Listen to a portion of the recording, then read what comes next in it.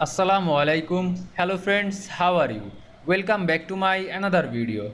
In this video, I am going to show you how to make all text boxes the same size in Adobe InDesign.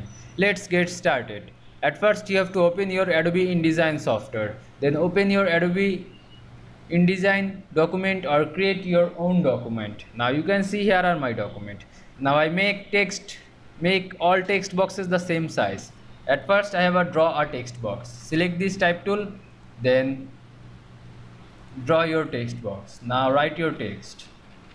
Now select this selection tool. Now press Alt, then drag on your mouse to copy this text box.